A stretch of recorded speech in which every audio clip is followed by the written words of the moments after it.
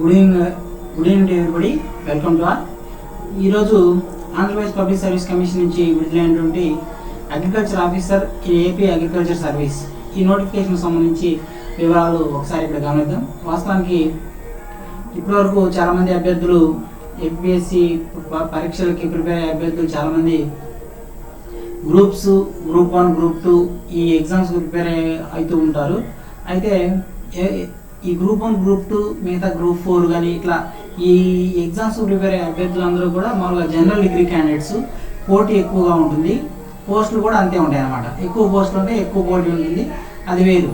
అయితే ఎవరైతే special degrees చేసి ఉంటారో వాళ్ళు ఈ గ్రూప్స్, గ్రూప్ 1, గ్రూప్ 2 అట్లాంటి పోటీ పడడానికి కొంత కష్టంగా ఉంటుంది. ఎందుకంటే వాళ్ళు జనరల్ స్టడీస్ వీటి మీద కాన్సన్ట్రేట్ చేయకుండా వాళ్ళ సబ్జెక్టు గ్రాడ్యుయేషన్ లెవెల్లో ఉన్న సబ్జెక్ట్స్ మొత్తం కూడా వాళ్ళ కన్సర్న్ సబ్జెక్ట్స్, స్పెసిఫిక్ సబ్జెక్ట్స్ ఉంటాయి కాబట్టి వీళ్ళు గ్రూప్స్ పోటీ పడడానికి కొంత ఇబ్బందిగా ఉంటుంది అన్నమాట. అయితే అటువంటి వారి కోసము ఇటువంటి rare and limited recruitment notifications అనేవి ఎంతగానో ఉపయోగపడతాయి. వాటి గురించి ఒకసారి గమనిద్దాం.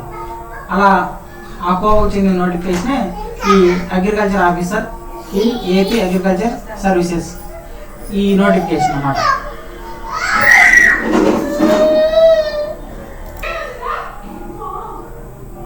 రైట్. అయితే అసలు ఈ అగ్రికల్చర్ ఆఫీసర్ పోస్టులు మొత్తం ఎన్ని ఉన్నాయంటే మొత్తం 10 పోస్టులు ఉండడం జరుగుతుంది. ఈ 10 పోస్టులు కూడా మొత్తం క్యారీ ఫార్వర్డ్ వేకెన్సీసే. ఈ 10 పోస్టులని తక్కువ పోస్టులు కదా, ఈ తక్కువ పోస్టులకి ఏ విధంగా ప్రిపేర్ అయితే మీరు విజయం సాధించవచ్చు, ఏ విధంగా ఎటువంటి వ్యూహాన్ని, ఎటువంటి స్ట్రాటజీగా చదవాలి అనే దాని గురించి మనం చెప్దాం. అసలు ఈ నోటిఫికేషన్ సంబంధించి మొత్తం ఎన్ని పోస్టులు ఉన్నాయి, ఏజ్ రిలాక్సేషన్ ఎంత ఉంటుంది, ఏజ్ లిమిట్ ఎంత ఉంటుంది, ఏ ఎడ్యుకేషన్ క్వాలిఫికేషన్ ఉన్నవారు దీనికి ఎలిజిబుల్ అనే వివరాలన్నీ మనం ఇప్పుడు ఒకసారి చూసుకుంటూ వెళ్దాం. రైట్. గమనించినట్లయితే ఈ మొత్తం 10 పోస్టులు ఉన్నాయి. 10 పోస్టులు ఉన్నాయి. దీనికి minimum age 18 years, maximum age 42 years. July 1 నాటికి ఈ ఏజ్ ఉండాలన్నమాట. అయితే ఈ అగ్రికల్చర్ ఆఫీసర్ పోస్ట్కి అప్లై చేసుకోవడానికి డేట్ ఎప్పటి నుంచి అప్పటి వరకు అంటే ఆగస్టు 19 నుంచి సెప్టెంబర్ 8 వరకు ఈ నోటిఫికేషన్కి అప్లై చేసుకోవచ్చు. రైట్. అదేవిధంగా ఈ ఎగ్జాము, ఈ అగ్రికల్చర్ ఆఫీసర్ యొక్క ఎగ్జామినేషన్ ఎప్పుడు ఉంటుంది అంటే ఇది తర్వాత మళ్ళీ డేట్ అనౌన్స్మెంట్ చేస్తామని చెప్పడం జరుగుతుంది. అయితే ఈ 10 పోస్టులు ఉన్నాయి కదా, ఆ 10 పోస్టులు ఎక్కడెక్కడ ఉన్నాయి అంటే జోన్ 1లో 8 పోస్టులు ఉన్నాయి, అలానే జోన్ 3లో 2 పోస్టులు ఉన్నాయి. టోటల్గా 10 పోస్టులు అనమాట. అంటే జోన్ 1 అంటే శ్రీకాకుళం, విజయనగరం, విశాఖపట్నం. శ్రీకాకుళం, విజయనగరం, విశాఖపట్నం. జోన్ 3 అంటే గుంటూరు, ప్రకాశం, నెల్లూరు. ఈ 3 జిల్లాలు అనమాట. ఈ 3 జిల్లాలు, ఆ 3 జిల్లాలు, ఈ 6 జిల్లాలకు సంబంధించిన అభ్యర్థులు అప్లై చేసుకోవచ్చు. దీంతోపాటు ఈ జోన్ 1, జోన్ 3లో ఓపెన్ జోన్లో ఏమైనా ఉంటే మిగతా జిల్లాలకు సంబంధించిన అభ్యర్థులు, జోన్ 1, జోన్ 3లో ఉన్న జిల్లాల్లో సంబంధించిన అభ్యర్థులు కాకుండా మిగతా జిల్లాలకు సంబంధించిన అభ్యర్థులు కూడా అప్లై చేసుకోవచ్చు. వాటి వివరాలు ఒకసారి గమనిద్దాం. అయితే మెయిన్ ఇంపార్టెంట్ థింగ్ ఏంటంటే ఇక్కడ ఈ అగ్రికల్చర్ ఆఫీసర్ నోటిఫికేషన్కి అప్లై చేసుకోవాలంటే మీరు ఎటువంటి ఎడ్యుకేషన్ క్వాలిఫికేషన్ కలిగి ఉండాలనేది ఇక్కడ చాలా చాలా ఇంపార్టెంట్ థింగ్ అనమాట. ఆ ఎడ్యుకేషన్ క్వాలిఫికేషన్ అనేది ఒకసారి చూద్దాం. ఏంటి ఈ అగ్రికల్చర్ ఆఫీసర్కి ఏ ఎడ్యుకేషన్ క్వాలిఫికేషన్ అంటే must pass 4 years bachelors degree in agriculture are A state agriculture university or any other agriculture university accredited by ICAR. చాలామంది అగ్రికల్చర్ డిగ్రీ వచ్చేసరికి అదర్ స్టేట్స్లో చేస్తుంటారు. కొందరైతే మన ఆచార్య నాగార్జునలో కానీ ఇట్లా రకరకాల దగ్గర చేస్తుంటారు మనం.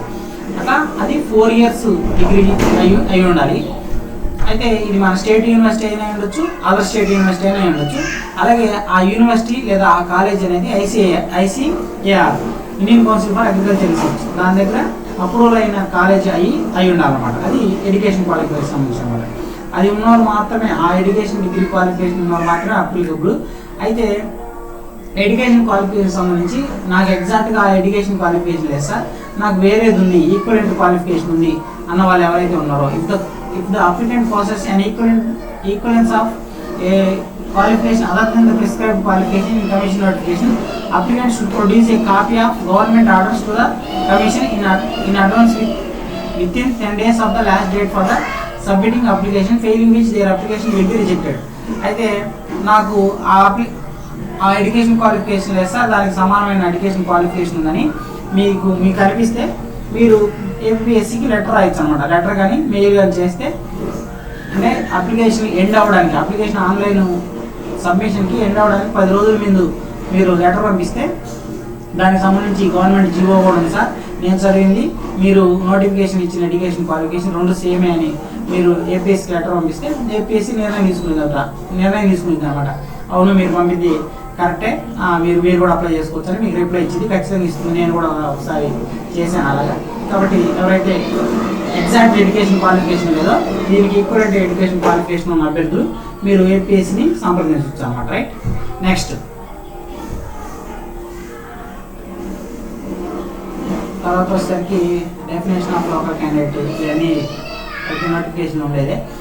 అదే ఏజ్ రిలాక్సేషన్, ఎంత ఏజ్ ఉన్న వాళ్ళు దీనికి అప్లై చేసుకోవచ్చు అంటే ఎస్సీ, ఎస్టీ, బీసీ, ఈడబ్ల్యూఎస్ ఈ అభ్యర్థులు 5 ఇయర్స్కి ఏజ్ రిలాక్సేషన్ ఇవ్వడం జరిగింది. అంటే 42+5 అంటే 47 ఇయర్స్ వరకు ఈ సామాజిక వర్గాల అభ్యర్థులు అప్లై చేసుకోవచ్చు. అలానే SC, ST carry forward vacancies, ఇప్పుడున్న క్యారీ ఫార్వర్డ్ వేకెన్సీస్లో మొత్తం క్యారీ ఫార్వర్డ్ వేకెన్సీసే కాబట్టి 42+10 అంటే 52 ఇయర్స్ వరకు ఎస్సీ, ఎస్టీ అభ్యర్థుల వరకు అప్లై చేసుకోవచ్చు అన్నమాట. తర్వాత persons with bench mark disabilities, దివ్యాంగులకు కూడా 52 ఇయర్స్ వరకు అప్లై చేసుకోవచ్చు. ఎక్స్ సర్వీస్ మెన్, ఎన్సీసీ ఇన్స్ట్రక్టర్లు ఎవరైతే వర్క్ చేసి ఉంటారో వాళ్ళు 42+3 45 ఇయర్స్ వరకు అప్లై చేసుకోవచ్చు. అలానే ఈ మున్సిపాలిటీస్ వీటిలో చేసిన వాళ్ళకి మ్యాక్సిమం ఏజ్ రిలాక్సేషన్ సంబంధించి ఇక్కడ కొన్ని ఇచ్చాడు. అలానే సెన్సస్ డిపార్ట్మెంట్లో చేసిన వాళ్ళకి 3 ఇయర్స్ ఏజ్ రిలాక్సేషన్ ఇవ్వడం జరిగింది అన్నమాట. ఇవి ఏజ్ రిలాక్సేషన్ సంబంధించింది. హౌ టు అప్లై అంటే తెలుసు మనకి ఆన్లైన్లో ఎట్లా ఫీజు విషయం కాదు. నెక్స్ట్ మినిమం క్వాలిఫైయింగ్ మార్క్స్ అన్నమాట. మినిమం క్వాలిఫైయింగ్ మార్క్స్ వచ్చేసరికి open competition ex service men, EWS వీళ్ళకి 40% మినిమం మార్క్స్ రావాలి. అలానే బీసీలకు వచ్చేసరికి 35% మినిమం మార్క్స్ రావాలి. SC, ST persons with bench mark డిజేబిలిటీస్కి 40% మార్క్స్ రావాలన్నమాట. రైట్, తర్వాత ఇవన్నీ కామనే, ఇంపార్టెంట్ చూద్దాం. అయితే ఈ వేకెన్సీస్ ఉన్నాయి కదా, ఆ వేకెన్సీస్ ఏ జోన్లలో ఉన్నాయి, ఏ సామాజిక వర్గాలు, ఏ రిజర్వేషన్ వాళ్ళకు ఉన్నాయని చూద్దాం.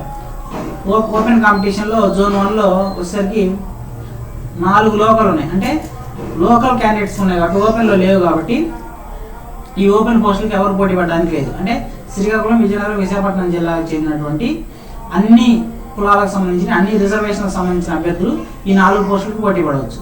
రైట్, అలానే జోన్ 1 శ్రీకాకుళం, విజయనగరం, విశాఖపట్నం జిల్లాలకు సంబంధించి బీసీడీ కేటగిరీ వాళ్ళకి ఒక పోస్ట్ ఉంది, బీసీఈ కేటగిరీ వాళ్ళకి ఒక పోస్ట్ ఉంది. అలానే ఎస్సీ సబ్ గ్రూప్ 2 కేటగిరీ వాళ్ళకి ఒక పోస్ట్ అన్నమాట. టోటల్గా జోన్ 1లో 8 పోస్టులు ఉన్నాయి. రైట్, ఆ తర్వాత జోన్ 3లో వచ్చేసరికి చూడండి ఓపెన్లో ఒక పోస్ట్ ఉంది. ఓపెన్ కేటగిరీలో ఒక పోస్ట్ ఉంది ఓపెన్ జోన్లో. అంటే ఈ జోన్ 3లో ఓపెన్లో ఉన్నటువంటి ఈ పోస్ట్కి రాష్ట్రంలో ఉన్నటువంటి ప్రతి ఒక్క విద్యార్హత కలిగినటువంటి ఏదైతే నోటిఫికేషన్ వచ్చిందో ఆ విద్యార్హత కలిగినటువంటి ప్రతి ఒక్క అభ్యర్థి పోటీ పడవచ్చు అనమాట. ఈ ఒక్క పోస్ట్కి రాష్ట్రంలో ఉన్న ప్రతి అభ్యర్థి ఆ విద్యార్హత కలిగి ఉంటే అని రిజర్వేషన్తో సంబంధం లేకుండా. తర్వాత బీసీఈ కేటగిరీకి సంబంధించి ఒక పోస్ట్ ఇక్కడ ఉందన్నమాట జోన్ 3 వాళ్ళకి, అంటే గుంటూరు, కృష్ణ, నెల్లూరు వాళ్ళకి. రైట్, ఇలా ఈ మొత్తం జోన్ 3లో 2 ఈ ఒక 8 మొత్తం 10 పోస్టులు ఉండడం జరుగుతుంది. రైట్, ఇది అయితే ఇక్కడ చూడండి హార్జనల్ రిజర్వేషన్ ఇక్కడ ఇచ్చాడు. హార్జనల్ రిజర్వేషన్ చాలా ఇంపార్టెంట్. ఎవరైతే ముస్లిం మైనారిటీ బీసీఈ క్యాండిడేట్స్ జోన్ 1లో లేకపోతే అది యాక్చువల్గా ఇది ఉమెన్కి రిజర్వ్ చేశారు. ఉమెన్ లేకపోతే జెంట్స్కి ఇస్తారు. కాబట్టి ముస్లిం మైనారిటీకి సంబంధించిన సోదరులు ఎవరైనా ఉన్నా కానీ ఈ పోస్ట్కి అప్లై చేసుకోవచ్చు, పోటీ పడవచ్చు. అలాగే ఈ జోన్ 3లో ఉన్నటువంటి ఒక పోస్ట్ ఏదైతే ఉందో ఈ ఒక పోస్ట్కి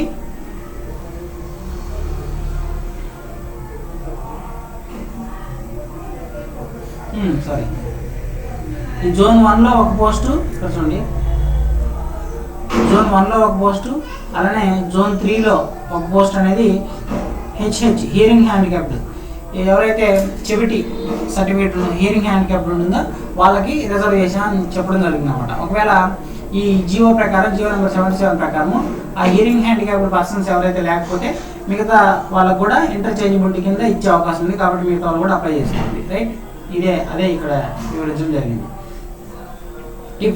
If qualified candidates of the above PBD candidates are not available, the vacancies shall be filled up by the interchanging method. అంటే హెచ్హెచ్ క్యాండిడేట్స్ లేకపోతే విహెచ్ క్యాండిడేట్స్ కానీ అట్లా వేరే వాళ్ళ చేత కూడా ఫిల్ చేస్తామంటారు. అట్లనే ఎస్సీ గ్రూప్ 2 రిజర్వేషన్ కింద ఒక పోస్ట్ ఇక్కడ రిజర్వ్ చేశారు కదా, ఆ రిజర్వేషన్ నుంచి క్యాండిడేట్స్ దొరకకపోతే, క్వాలిఫై మార్క్స్ రాకపోతే వాళ్ళు దాంట్లో కూడా గ్రూప్ 1 వాళ్ళ చేత కానీ గ్రూప్ 3 వాళ్ళ చేత కానీ, ఎస్సీలోనే గ్రూప్ 1 గ్రూప్ 3 వాళ్ళ చేత కానీ ఫిల్ చేస్తామంటుంది. రైట్, ఇంకా one of the main important ఈ వీడియోకి సంబంధించి ప్రధానమైన విషయం ఏంటంటే అసలు ఈ ఎగ్జామ్ ప్యాటర్న్ ఎలా ఉంటుంది.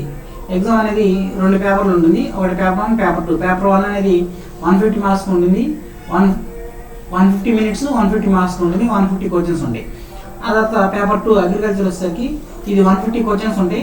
కాకపోతే ఒక్కొక్క క్వశ్చన్కి 2 మార్కులు ఉంటాయి అనమాట. ఒక్కొక్క క్వశ్చన్కి 2 మార్కులు ఉంటాయి. అంటే 150 × 2 వేస్తే 300 మార్క్స్ ఉంటుంది. 150 మినిట్సే ఉంటుంది టైం అయితే, కానీ వెయిటేజ్ మాత్రం ఎక్కువ అనమాట మీ కన్సర్న్ సబ్జెక్ట్కి.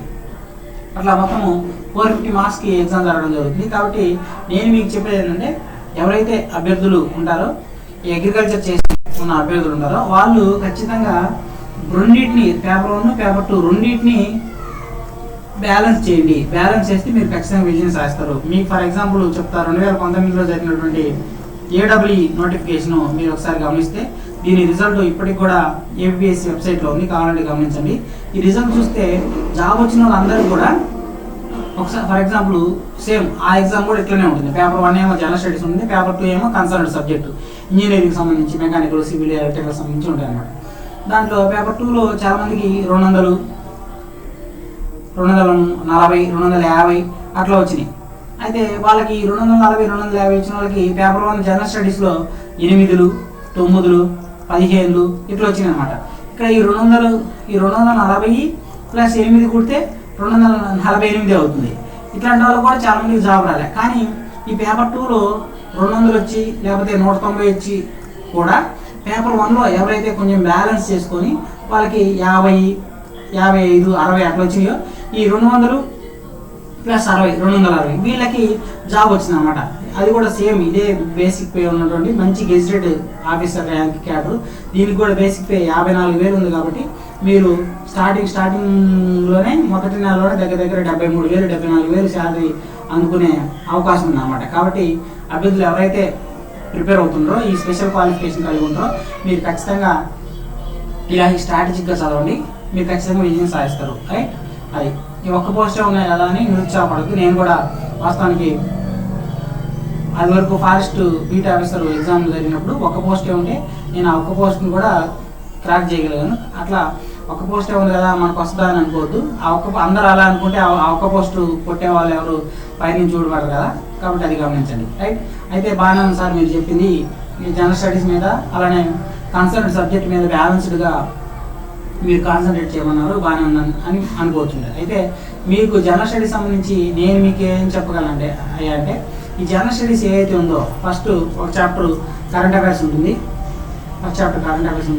తర్వాత సైన్స్ అండ్ టెక్నాలజీ సంబంధించి ఉంటుంది, తర్వాత ఈ ఇండియన్ హిస్టరీ ఉంటుంది.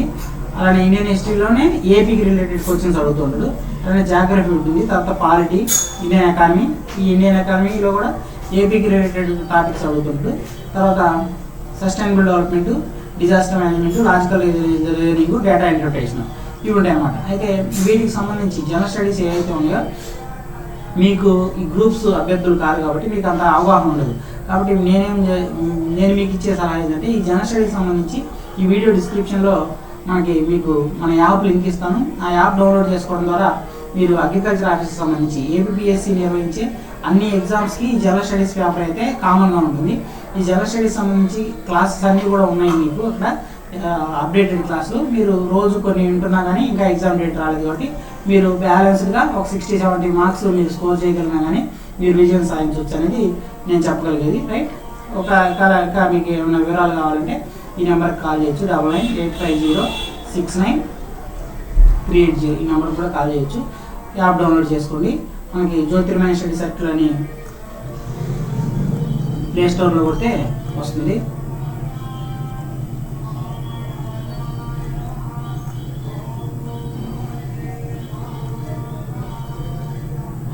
రైట్.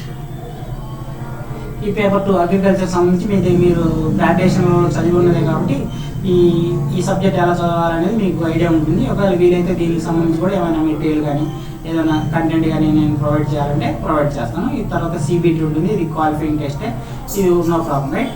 ఇది ఇలా చాకచక్యంగా కొంచెం స్ట్రాటజిక్గా చదివితే ఖచ్చితంగా మీరు విజయం సాధించవచ్చు అనేది నా ఉద్దేశం, రైట్. ఇప్పటివరకు మీరు వీడియో చూసారు కాబట్టి నేను